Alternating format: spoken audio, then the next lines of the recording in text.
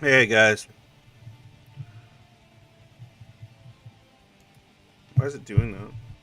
Hold on.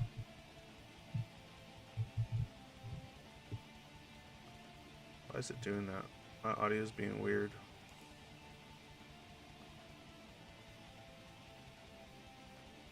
Wait, is that it? Hmm. Oh, the filters or something. No, it's fine. It's weird. It was just like picking up on stuff that normally I didn't think it would, but I guess I don't know. Does it sound normal? I hope so.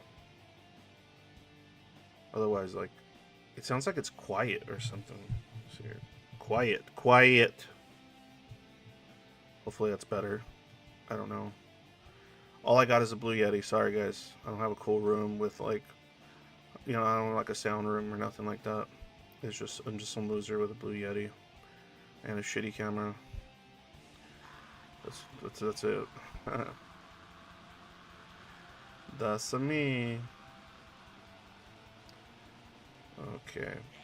Good, good, good. Now let me lower that a little bit. Okay. Well, I was hoping for at least 5 of you, but I don't know.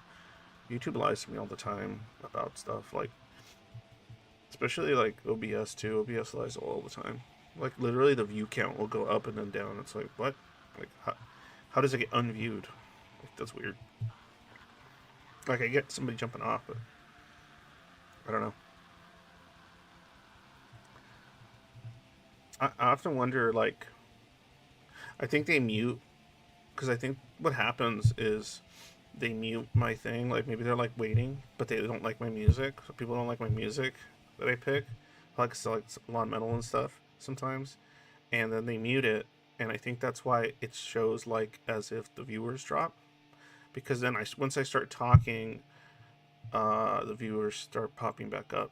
And I'm like, oh, because yeah, somebody yesterday told me that when you mute the channel, like it doesn't count as being viewed or something.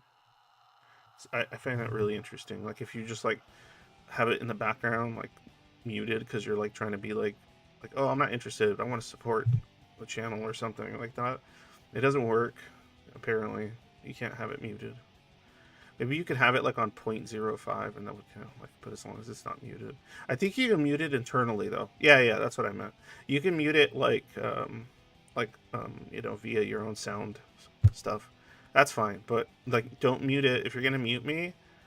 It's better if you mute like on your end instead of muting on YouTube. Just in that apparently has an impact. Hi, Ryan, sup, angst? Your very first subscriber back again. I hope you're well. Sorry for the lol first, but actually lol and actually first. Oh yeah, man, been a long time. Been a long time. Been a long time. My phone is doing stuff, not important stuff. That's good. I don't like important things. Okay, so this is what I wanted to talk about, guys. And before I do, just remember, if you like the channel and you like what I do, Patreon, like all that stuff helps, guys. That little bit of money helps me stabilize my sanity um, and such. So, thanks to those that do already. But really, really, really cool. All right. So, I'm exhausted today. So, if I'm bringing it a little slow, please realize I had a rough sleep and amongst other things. All right. So, the topic that I wanted to bring up today is this. It's more like a sometimes like on Tuesdays I'll like bring up like a trend I've seen like because you know I have the Zoivoid, which is essentially mostly lurkers, but nonetheless it's like the largest collection of schizoid people ever or whatever. And I lurk a lot in there and I look at stuff and sometimes I join in, but I don't know, it's rare. And my opinions usually get like annoying people anyway.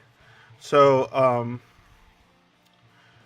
what I was gonna say is, I'll look at like stuff in there and I'll notice like, oh, this is kind of common, right? Or like, oh, I see this a lot. Like, what is that? What kind of like, you know, sometimes it's like disassociative stuff. Sometimes it's like detached stuff. Sometimes it's like, you know, like little bits and pieces of cope and stuff. You know, sometimes I recognize my own you know, essentially copium I used to use when I was in my 20s, like being used by other Zoids in their 20s, and then I'm like, oh shit, I remember when I was doing that, and then eventually, you know, like I figured out it was probably not good for me, or it really wasn't helping various long run type deals. Um, it's kind of like it's like being somebody in their 20s and then like seeing the world and then being like, wow, it's so awful, I don't want to be a part of it. And so then like they they use that as a reason to like stay away from people, but in actuality they're staying away from people because of like more personal reasons, not like these like, oh, like, you know, this philosophical or big ethical reasons. Like they might be tied, yeah, but I feel like I feel like what came first was the trauma, obviously, and then the kind of rationales for creating situations in which you can keep yourself safe from what we often perceive to be kind of the awfulness of people or the world or what have you. doesn't matter. But anyway, that's just like one form of deal. But one thing I do see is a lot of schizoids seem to like project internal struggles onto subject matter that's like very nowhere near their like, how do I explain it? And I'm not saying there's not cases in which obviously people are there or whatever, but like they'll get invested in events and things that like they have little or no actual say in, right? But they get emotionally invested into them, right? And that's what's really interesting. I'm not saying being interested in that stuff is like good or bad, but I used to do this kind of shit too, and I still see people do it, and I'm like, oh man, like yeah. So some big thing is happening, some historic thing, or some kind of like whatever it is, whatever something that's happening with the world somewhere in different places with different things happening, and usually it'll be like a focus on some kind of like exploitative or something negative that the world is sort of like creating with society and all that, and then like they'll become like hyperfixated on like a specific aspect of that thing, and then get it's so weird because like they'll get like emotionally attached without sometimes without even realizing they are, or without the or either they don't realize they are, or they're like they have like an aversion to acknowledging that they are, and and I think it's like that weird play that a lot of Zoids do, where it's like we don't like to think that we're like these like super emotional beings, because being super emotional usually leads to like bad decision making, and for other people, right? From what you see in others, right? People that are too emotional make all these bad decisions. They make all these, so on and so forth, right? And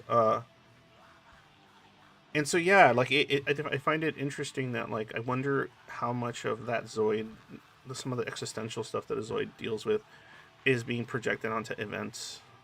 Um, in this almost like, but isn't being acknowledged as like, oh, I'm being emotionally caught by this. I'm not. I'm acknowledge like the reason this is pulling me in is because like there's like a strong emotion there, um, and so because maybe you can't feel it or whatever, you end up like obviously, like as usual, intellectualizing it in some way or another, like coming up with like all these elaborate reasons for why that event, that thing deserves your attention more than another.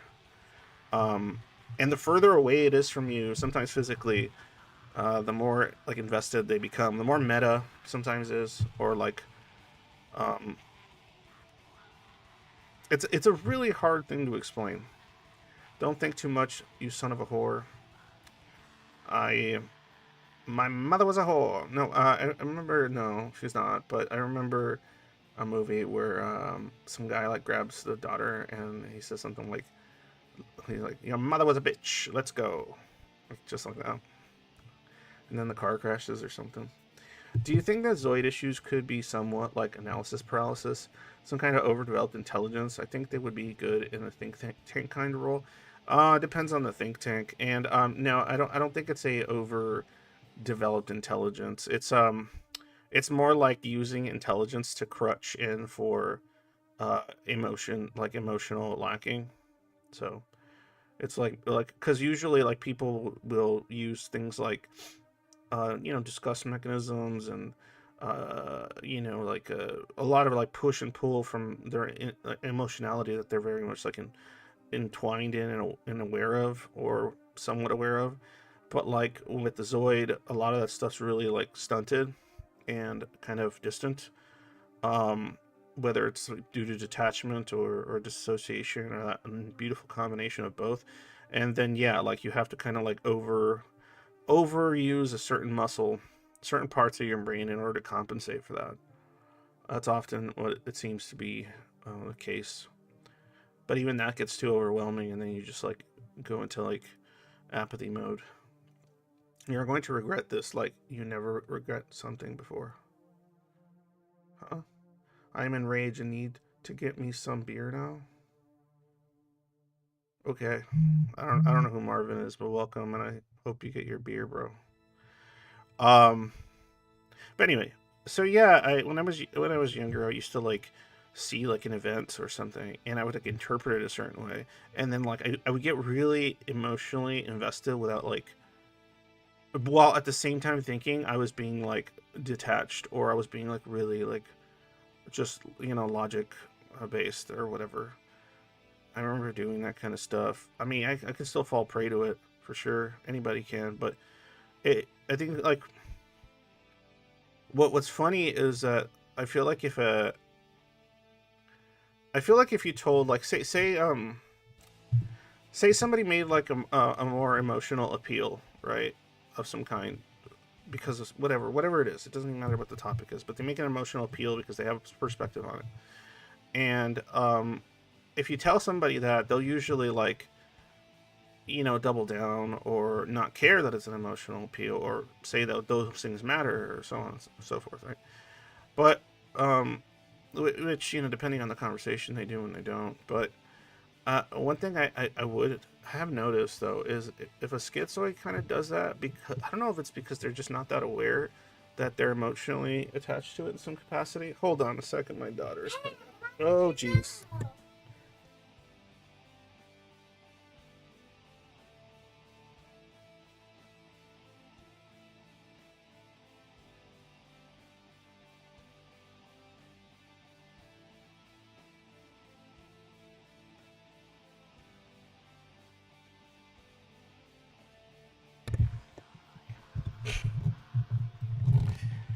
Yeah, it was as usual my daughter, but this time she like ran in yelling or something.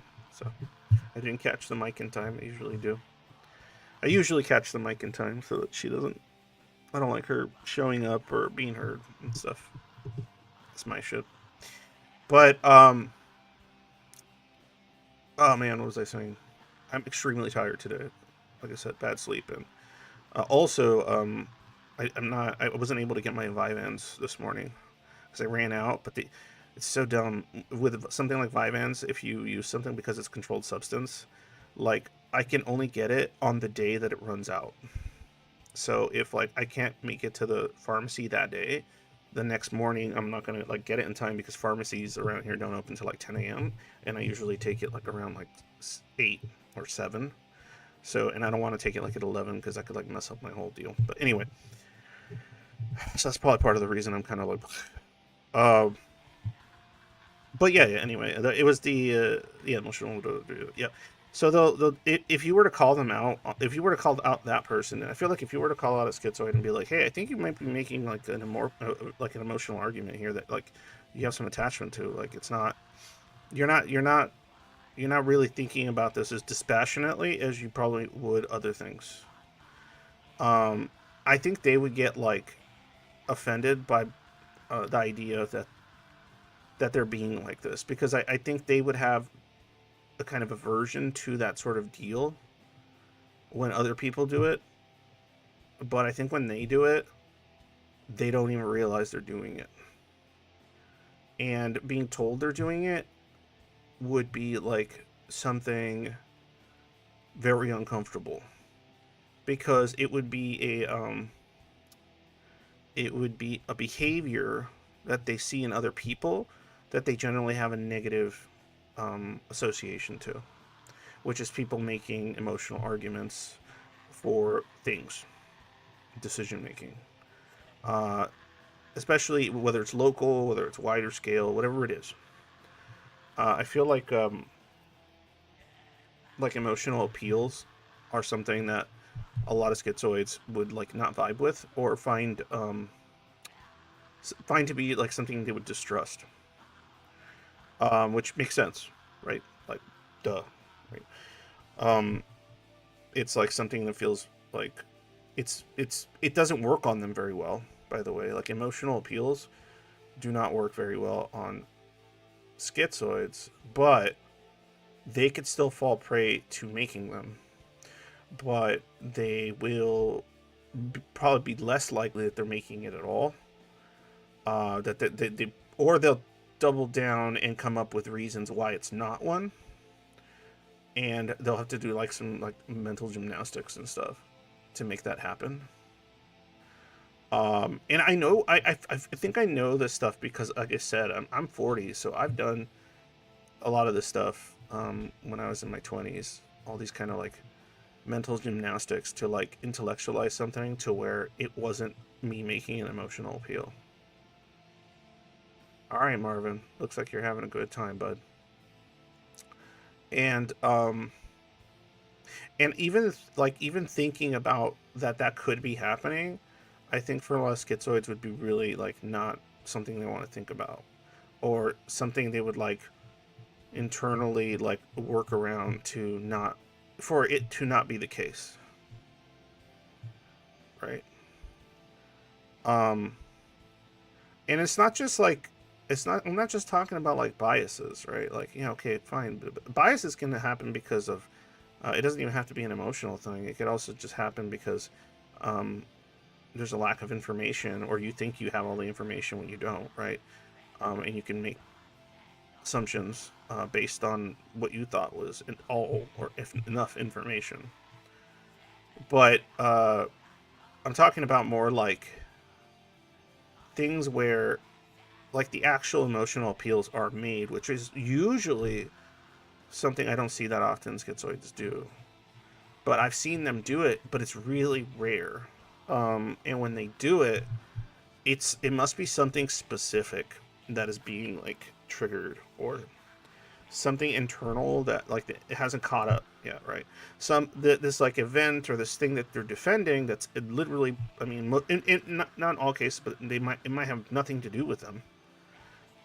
Like on a personal level, right? Sometimes um, they will almost treat it like it is. But if they're talking about their own lives in their own circumstances, they're going to be far more clinical about it. Is that making sense? Like, I've seen that before.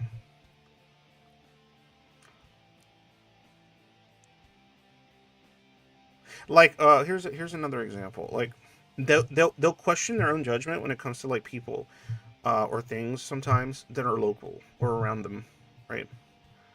Um, but some things that are like very detached from them, for some reason, some kind of emotional hook got in there. And I mean, which is fine, but it's just why stuff that's like, is it more so? And then they'll do the kind of stuff that, like, I guess the schizoids would normally be averse to seeing done, or it being done to them. Um, but it'll be very specific things, and that's why it stands out. That's why I've been thinking about it, because it does stand out, because it's so often not the case. Um, so I'm wondering what that is exactly. Uh, Actually, I should have been in the stream just in case Old Shadow decides to jump on. But anyway, or anybody else, remember, if I'm in the Angst live stream while I'm talking, anyone's welcome to jump in that's on the server. Like, just jump on in. If you have like stuff to say, or if you want to call me stupid, or be like, "Hey, yo, you're wrong, Angst," because reasons, just like I'm down to hear them. I don't care about being right. I just care about being correct. Have you ever heard that one? I like that one a lot. I don't care about being right. I care about being correct. That's a very different thing, right? One has different connotations. You get me? Being right and being correct. Very different. In my mind. Maybe not definitionally, but in my mind it is different. Because if you want to be correct, you don't care about being right. Being the one that's, I'm right. I win. You don't care about that part. Um, and I feel like like I said, in most cases, I think most schizoids tend to want to be more correct than right, because there's a lot less like ego stuff going on, due, to a lot of the issues, a lot of less sense of identity that's very strong and feelings. So that kind of stuff is like winning an argument for the sake of winning is not usually like the go-to because they wouldn't really get much out of it, I'd imagine, right? I can't imagine there's a lot of schizoids that argue and like the goal is to be right and then they get some high out of it, like I'm right. Like those, like I can't imagine too many schizoids that are into like say debating topics using like a bunch of rhetoric to win, right? Yeah, I could see, actually I could see a lot of like on a what do you call it, on a, like say I was a debate bro or something. I think I would get like trounced because I don't really like rhetoric stuff, like rhetorical devices. Um, and I just like the information being exchanged. And so like the winning part is not important to me. So what sucks about that though is I think most people want to win because there's like this social game there, right? But Zoids being Zoids, I really don't think they care about winning an argument or being told by others they're right. I don't think that like does much for them. Why would it if like other things don't? So my point of that ramble is that if I feel like if a schizoid is using emotional appeals to win or rhetorical devices or even fallacies, I I think oftentimes they're not even aware they're doing it. Um, because what would they get out of it? Why would they use these devices if the goal isn't to win? And my thought is there may be some kind of like strong emotional attachment to that particular thing and that particular argument they're making, that they would essentially like in the discomfort that they're feeling, they'll actually like give into things like emotional appeals and certain kinds of like fallacies and stuff. Like they'll start like they'll start doing stuff like switching the goalpost, as they say. But they don't do it. But they won't do it for everything. That's what's so interesting. Like you could talk to the same schizoid about like a million topics, and oftentimes they're going to be like pretty detached, like not have that much of an opinion, or if they do have an opinion, it's like really clinical. Like I'm not saying it's like super big brain takes all the time, but it'll be more like there'll be a lot of nuance, and they'll like have really thought about it, a bunch of parts of it and stuff, and they'll be like that with like most topics. But then if the right topic comes up, like all of a sudden all that shit goes out the window. Um, but I don't, like I said, I don't think they realize it at the time. Sometimes I think they do it and then they realize it after, and then they feel like a disgust or like a strong aversion to behaving that way. Because it's literally like they're behaving in a way that reminds them of the very types of things that like caused the trauma to begin with. Um, and so I don't know if that can like create some like sense of like self hatred or like the hypocrisy of it, like could be like eat at you. I know I've been there. I've been in those situations a lot less now that I'm older, and I guess worked a bunch of shit out. But definitely when I was a lot more confused, I would find myself doing something like that, and then I'm like, what? Why am I doing that? Like, why am I getting so like hot headed about it? And it's because like I'm guessing it's because there's some emotional attachment there that I'm not quite recognizing. And I think it has a lot to do with the same thing I talked about this Saturday, about like how Zoids will like emotionally attach to the underdog, to the downcast, the pariah, the verboten person or whatever name shall be said type person. They'll have like a bias or like a sympathy for that kind of person because that's like a an idea, a feeling that they're very much like understand. Um, and so I think it's similar. I think it's a similar kind of thing where they don't realize that they're actually getting emotionally invested into something because it's harder to recognize that they're getting emotionally invested into something, or there's an aversion to it on top of that, right? Even if they can recognize it, it's just their brains just go like, no, no, no, no, that's not. I don't do that. I don't do that. Right. So coming to terms with the fact that you do that is okay, and it's okay that you do that, and it's okay to be sometimes do stuff that like other people do um, that you don't like. I guess the difference is maybe you can catch yourself and learn from it, right? Meanwhile, like a lot of people just keep doing it over and over because they might not feel very much remorse or have an aversion to those types of things.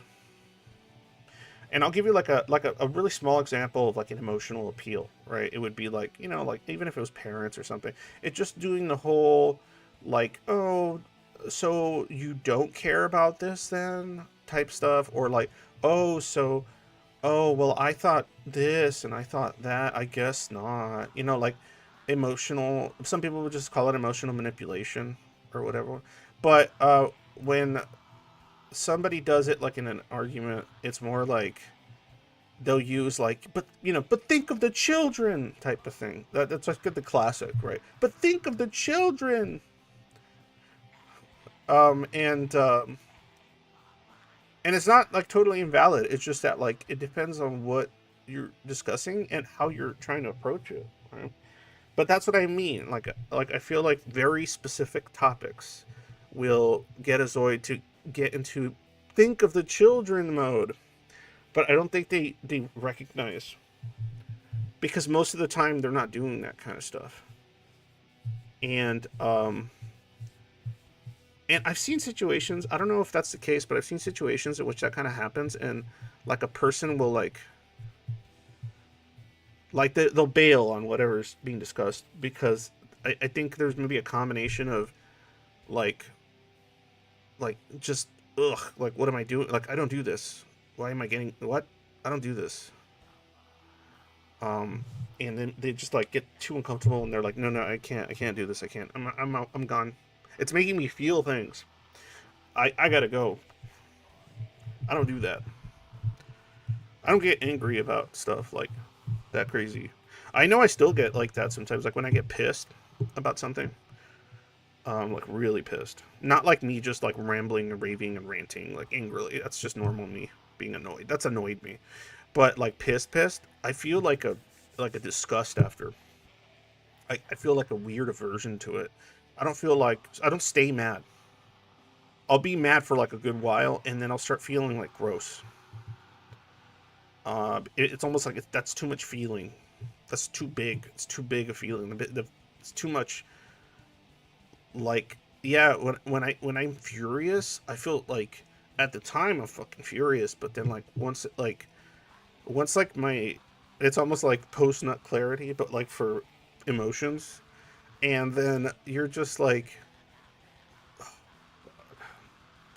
I don't even do it. Like like that. What is this? And I think that probably a lot of Zoids have that kind of stuff happen. Or if they don't like want to admit to themselves that's what happened, they'll just like, you know, do a bunch of intellectual gymnastics.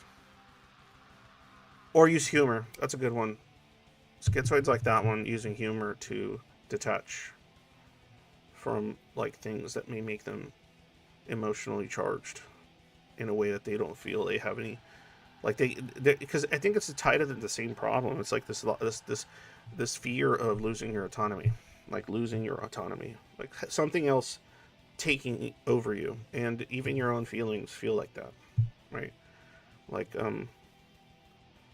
I don't mind, like I call myself schizoid angst because yes, I have like a lot of anger and frustration, but my shit's like usually like very specific, and even if I get like riled up, it's it's still very controlled, right? It's like I'm still aware of it and I'm doing it, and it's like a controlled thing, and so I'm okay with it, and it can be fine. But like whenever I get too angry, like, and I could feel I'm like not losing control, like I'm going crazy, but like I could feel like my body is doing things, like and I feel like I have like like some kind of impulsive type feeling to say something or get mad, um, I'll like, I just can't. Like, I can't. I don't want to do it. So like, I'll usually like I've done it even in my youth. Like, I'll just bail on the situation, um, because it's just too much. It's too much, and I feel like I'm not in control of my mind. Even though obviously my feelings are me, and I am, but considering the adaptations and the dissociative, detached kind of stuff, yeah, it causes like some weirdness in my head. I'm wondering if So you when you guys. get angry, What's up? is it more abstract things, like, Oh, or do you get angry at people? it depends, but because it's kind of weird. Let me hold on. Let me turn you up because you sound really quiet to me. All right, say something. Okay, testing 1 2 3. Yeah, that sounds good.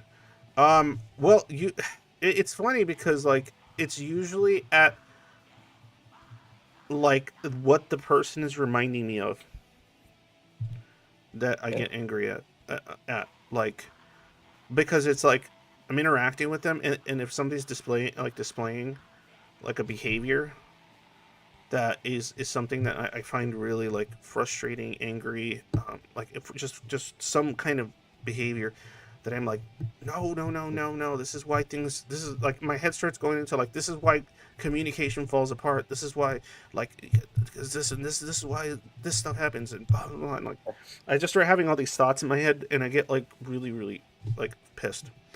Um, and yeah. then like It's I've even noticed that afterward like even I'll usually like almost always I'll be thinking like this person and then it goes to that level and then I sit there just brooding not about the person but just about the thing. Like if that makes yeah, sense. Like I'll be brooding about that. yeah, Um yeah. I just find it interesting because the ICD lists limited anger as one of the diagnostic criteria. Um, right. Well, I know limited anger. Unfortunately a lot of my feelings are often limited. Anger and depression are not are my least limited. Good for me. Um, and that's the thing. Like, if my anger rarely gets really really high, but when it does, like I said, I get like I get sick. I don't know. It makes me feel sick. yeah, I get angry at the world sometimes. Uh, it's like, yeah, just like the state of the world, the state of humanity. Yeah, like I'll just like I don't know. And so like I don't. I have to like watch myself because like if I'm in a weird precarious place like mentally, I have to like make sure I'm like, no, don't discuss that. Don't go into these topics right now. Wait till another day when your shit's like a little more even keeled. Because like I'm not. It's likely that I'm not gonna blow up on anyone or anything. Um, but yeah, it really is like it'll just be a behavior that's just so frustrating because it's so consistent and happening again and again, and I've come across it so many times, and then like it just something like I'll be able to deal with it for so long. Like it's kind of like it reminds me of this. It's sort of like if and this has happened to me when, like a few times when I was younger. Like say you had to go to like a I don't know some kind of like party as a kid or something because your parents are making you. And every time there's this like uncle or aunt or something that likes to like I don't know like hug you really tight or something, and you hate it. You hate it every time. You hate it. Um, because you don't want to be hugged by them, and maybe you just don't want to be hugged at all. But they always hug you, and they don't ask; they just hug you, right? And so then, like all the times you go and you experience it, you just kind of go like, "Oh, here it comes," ugh, right? And you're like, "All right, whatever," or you just kind of like just roll with the punches, and then still go like, "I hate coming to this place." But then one day, when you're just caught at the wrong spot, there's too much buildup that's been happening, too much emotion underneath the surface that hasn't been like dealt with, or manage, you'll like blow the fuck up on that person. Um, like maybe you will even say that day, I don't feel good. I don't want, like, I don't want to hug or something. Like maybe you'll even just be that uncomfortable. You'll say that, and then if they still do it, I feel like you just like you get like super fucking mad and yell or say something like incredibly rude to that person. But everyone else around you is going to be like, "Whoa, what's wrong with this person? They're unstable," not knowing that like you've been like it's been building up and building up and building up and building up and building up, but you just kept ignoring it or not mentioning it or not talking about it or keeping it to yourself, and it builds up and it builds up and it builds up and then pop. And then, sometimes you feel disgusted with yourself because you got like because you're like, what the fuck, like, why did I explode like that about this thing? It's annoying, but like, what? And it's because some of that stuff. That emotional aversion can make it difficult to advocate for oneself, suppress emotion to process it in due time, but by that time, it no longer matters. Yep. Go ahead, Saintus. Yeah. Do you think rationalization probably plays a role in suppressing Oh yeah, all the suppressing time. those emotions when they come out later? Yeah, of course. Of course. Schizoids are the kings and queens of rationalizing away their feelings. Um, Yeah. so yeah, no, for sure. But that's why I tied it to what I was talking about. That if you talk to a Zoid and they're just Zoidy and even keel like 90% of the time, 95% of the time, but then just a certain thing comes up and that one just strikes a chord, like way more than like anything else you've seen ever come out of them. Like they, I've seen so many times where that'll happen, and then like similar, it'll be kind of similar to that blow up that I mentioned. It'll happen, they'll crash out, right, and then usually feel really ashamed about it or like really bothered by the fact that it happened or that they weren't able to just you know not cave to that or something. And yeah, I just think it's interesting. I've seen it happen. Like somebody can be talking a very contentious topic and be pretty fine in multiple occasions, but then if they do a certain topic, that one something latched itself, like an emotion there got in there, and all of a sudden that same person is like doing all this stuff, displaying all these behaviors in regards to that topic that you normally wouldn't see in them.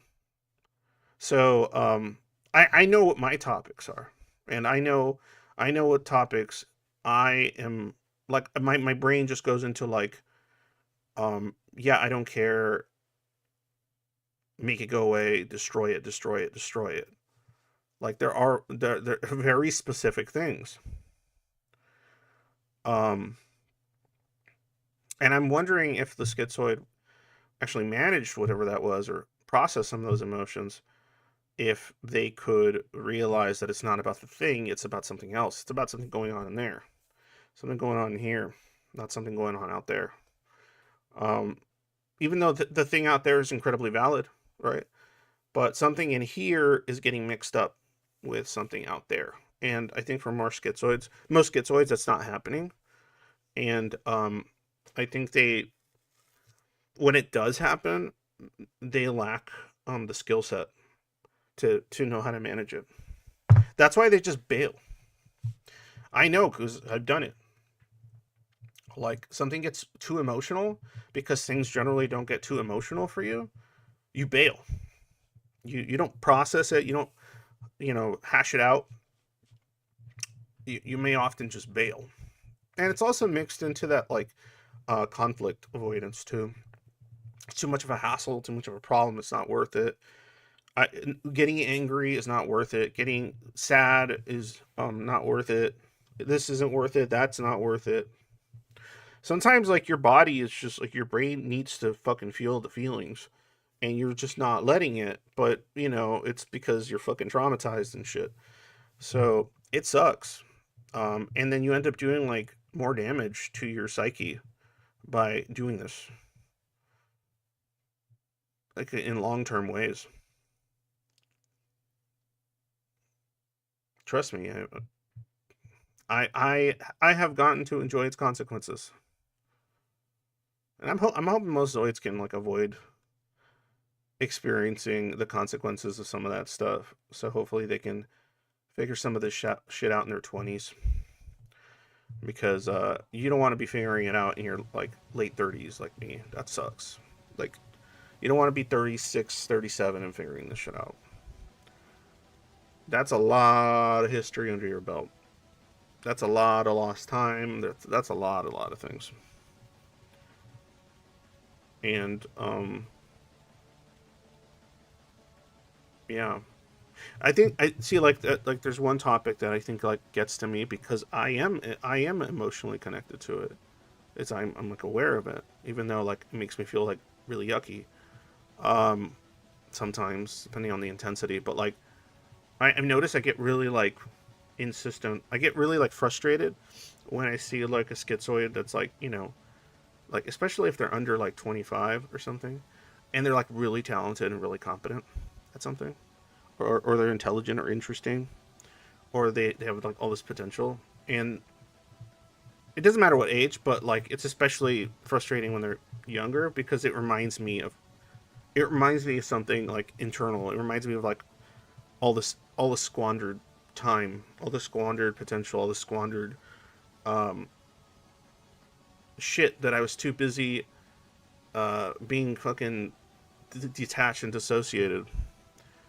And now that I'm not as much at all, um, I can feel the weight of that. And so when I see a person younger than me, more specifically, but it's more triggering, I guess.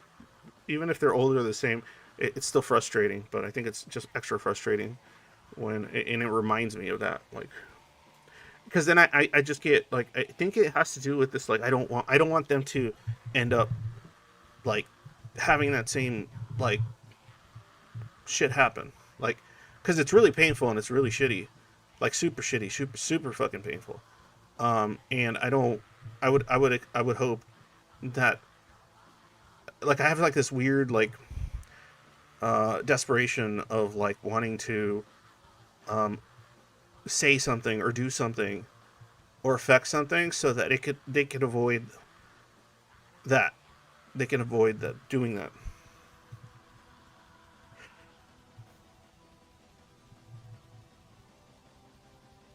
Yeah, and like yeah, I am emotionally invested now, and it grosses me out because like I'm just like that's not useful. Like in my head, I go it's not useful that I'm so emotionally invested, and like how I'm not me getting emotional or frustrated is not going to convince them out of the shit that they like the miasma of apathy and um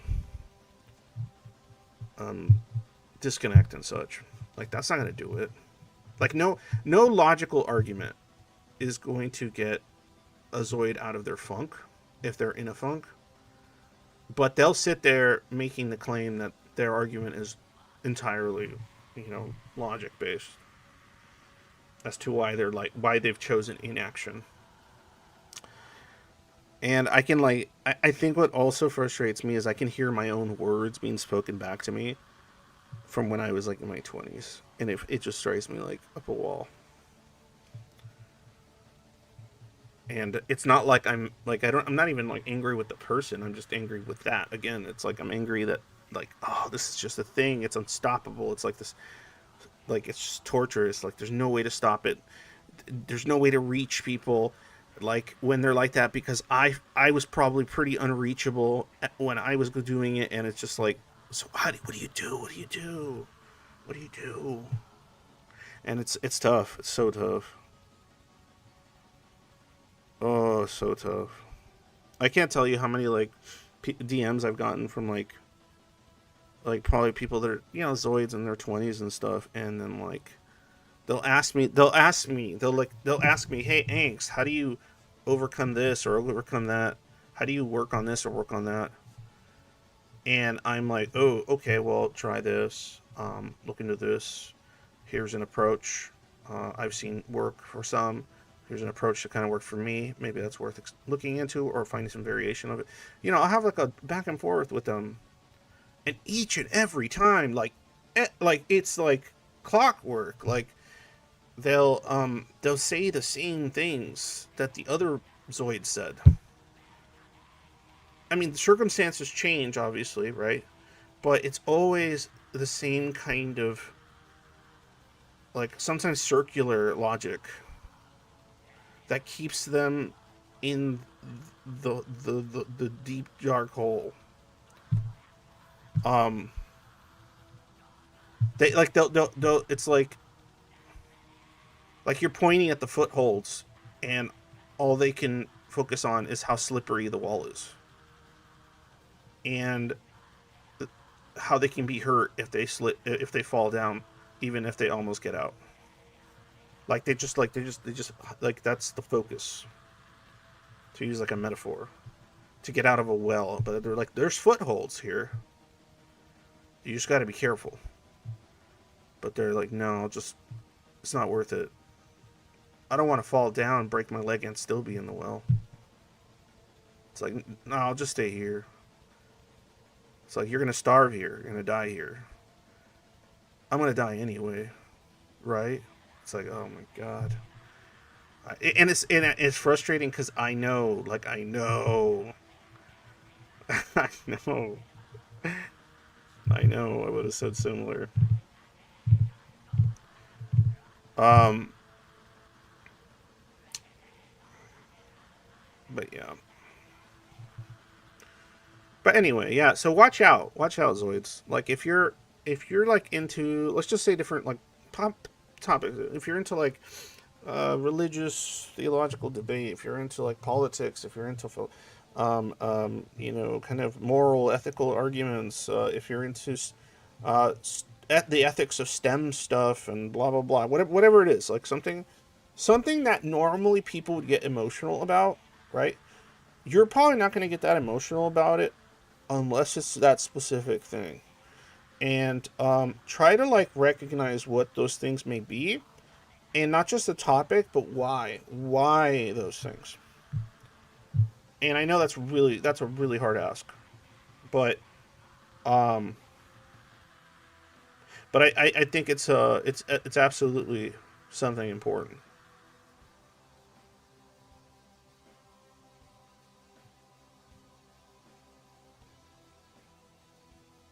And it's not so important because like, oh, you should stop doing that. That's your decision, right? If you're gonna stop or not. But I think what's more important is being able to recognize that it's something that you do that is very human, even if you do it a lot less than the average human. But it is absolutely something you do. Now that's something you can temper over time, obviously, but it's being able to acknowledge the emotions that are associated with it, that are in there somewhere, even if it's in your subconscious, and being able to sort of process that, and then you could still keep your cool, right? Because the reason you should keep your cool during like a contentious topic, it shouldn't be because you're dissociated and detached from your emotions. Like that should not be the reason why you're calm and collected during topics that have a lot of emotional impact or emotional appeal or imitation and stuff involved. Right? Your reason for why should be because like you're aware of it, but it doesn't really, it's not helpful, or it legitimately like causes issues, or it makes it so you're like you're not going to think something through correctly, or you're going to have a knee jerk reaction to it or something, right? Love that term, knee jerk reaction. It's fucking awesome because it's just like you hit the knee and it goes. And but being able to be like, oh yeah, these are the things I have a knee jerk reaction to, and so it's okay. It's okay that I do, but I can make a choice to catch it. Or if it happens, I walk it back and I go, nope, that was just a knee jerk reaction. It's valid. It's a valid. It's valid emotion that triggered it, but it doesn't mean you have to like roll with it, right? But I think if you don't acknowledge it, it's easier to roll with it and not realize that that's what's happening. If you don't acknowledge it, If you don't acknowledge that it's happening, like, or you rationalize your way out of thinking that's not what's happening. This isn't me having a knee jerk reaction. This is reasonable and thought out and logical. It's like, are you sure? Or are you just like not wanting to deal with that feeling? And because, like, from the outside, it looks like a knee jerk reaction, it looks like an emotional reaction that you normally would be like, hey, what? Why is this person having a knee jerk reaction about this topic? It's not that big a deal. It's just a conversation. I'm all about the info, right? And it's like they'll be like that about most stuff being Zoids, but it'll be that thing. And I think it's healthy. It's healthy to process and know where it's coming from, like why that thing.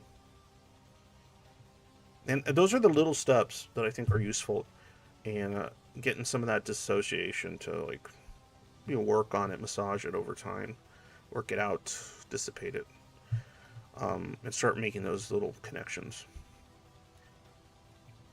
And you're not gonna just like, realize it and be like, oh my gosh, I'm like now I'm so tapped into the feelings.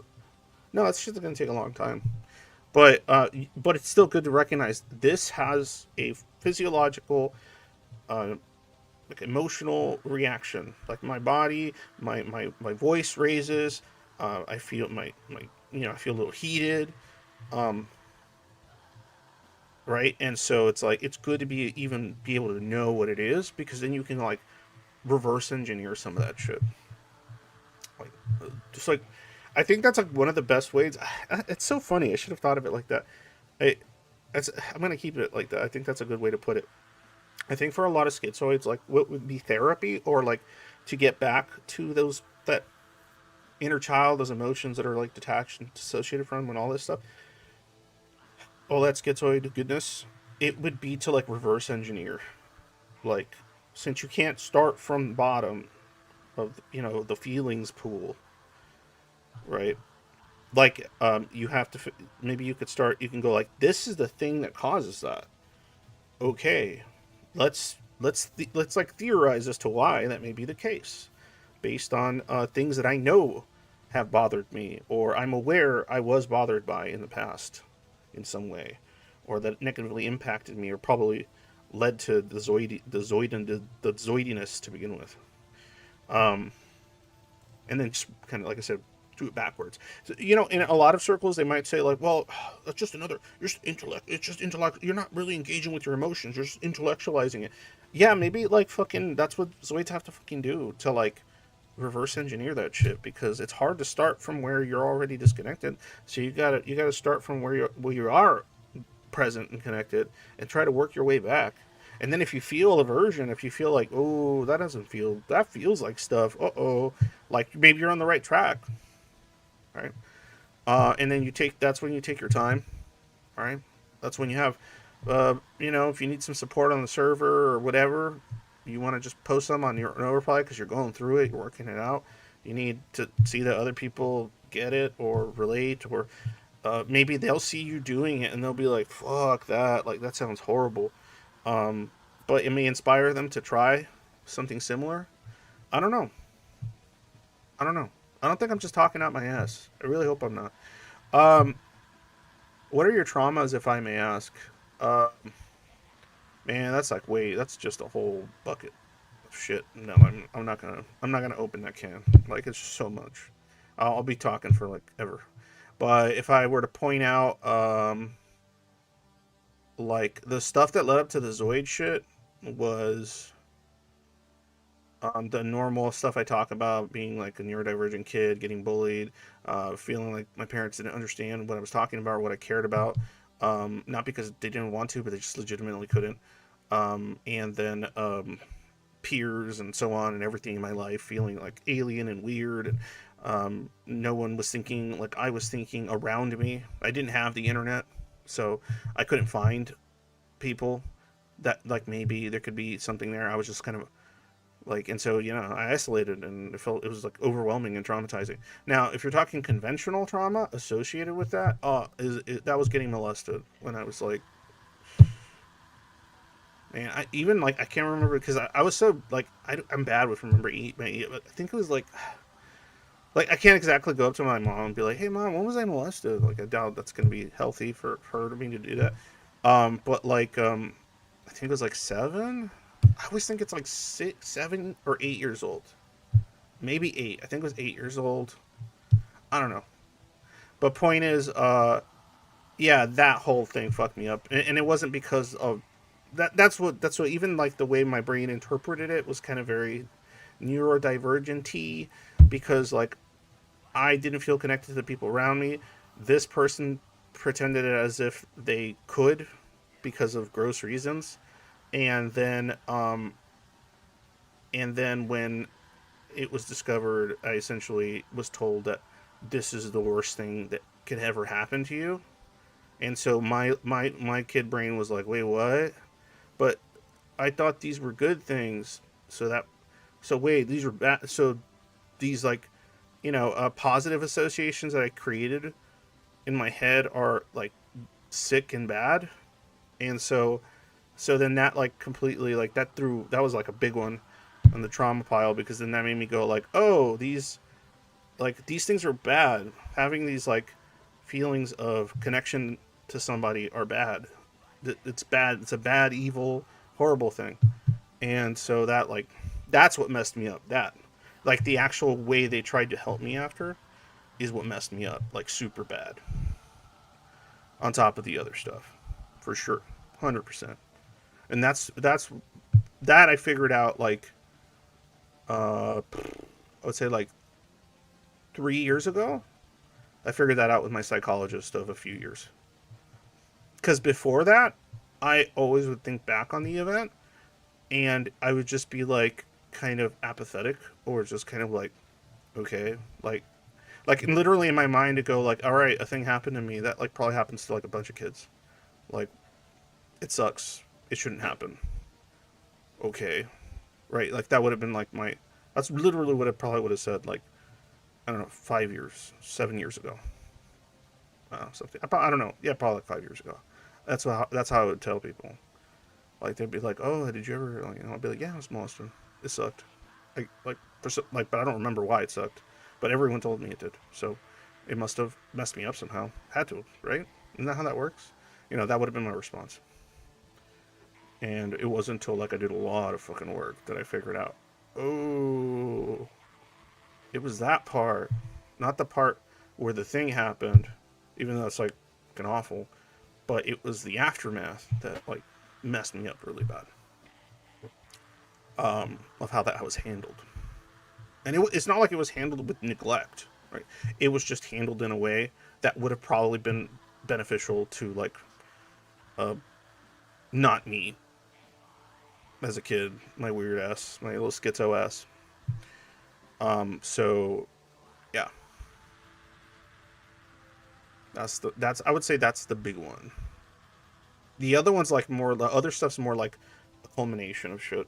But that one, like, if you want to say like one big, yeah, it was that one for sure. That probably kicked up the disassociation and detachment process. After that, it like didn't put it into high gear, but I think that's what like got it going for sure. And it was crazy too, because I'm in a jam here because I'm exhausted. but I'll just explain just because you asked or whatever. Maybe it's interesting, or maybe other people haven't heard it. But the way I discovered like the truth of it is it was through EMDR. I did EMDR stuff, and that helped my brain essentially connect, like recollect the feelings of that aftermath. And yeah, like I was fucking bawling like a baby. It's crazy. Um, it was really crazy. But like yeah, it like hit me hard and fucking crazy fast. But yeah, yeah. So like because I was able to do that, I think it's really helped me with my progress as far as being able to do it for like positive things. So that part's awesome. I mean, that's a good part. I feel like I can enjoy the present a little bit more, like especially when it matters a lot, like with my kids and stuff. And then also, like I can kind of tap into like positive feelings I might have had in the past regarding like my kids and stuff or my wife. So I can like tap into it and be like, oh yeah, you know, like that thing about like being able to like recollect something, and then actually like you know how people describe it, they'll like recollect it and they'll be like, yeah, that brings back that feeling, and like before that used to be completely like nonsense to me. Like, what are you talking about? How does it bring back that feeling? Um, like, what does that mean? And I think I'm beginning to understand it. So, so if you can't do that, and if you ever want to, know that it's not impossible. It's not. You're not stuck like that forever. You don't have to be. No matter what the fucking prognosis poor bullshit they say is. It's fucking dumb. And the way I see it is I'm doing it and I'm not special. That's how I see it. I'm doing it. I'm not special.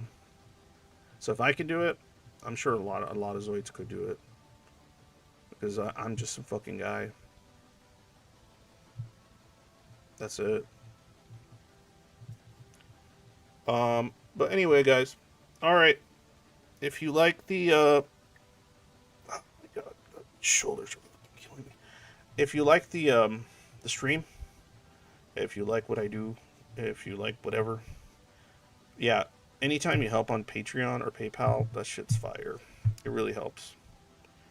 And I heard recently something got brought up to me, and I was like, okay, that's something to think about. Actually, the thing that was brought up to me was that like some of the, like that there might be Zoids out there that would want to be like, oh, here's like $5 or whatever, but they don't want to because they know I live in California and they know how high the cost of living is here, and so they, you know, I'm not really gonna get too much bang for my buck type. And yeah, I thought about it and I was just like, damn, like I can't even argue against that. But I can't leave the state for a lot of reasons. Not all of them are under my control. And so, yeah. So I'm sorry to those that do give me a few bucks. I'm sorry that like I have to use it to like I don't know pay a bill or I don't know whatever. Anyway, all right, guys. As usual, when day is dark, always remember happy day.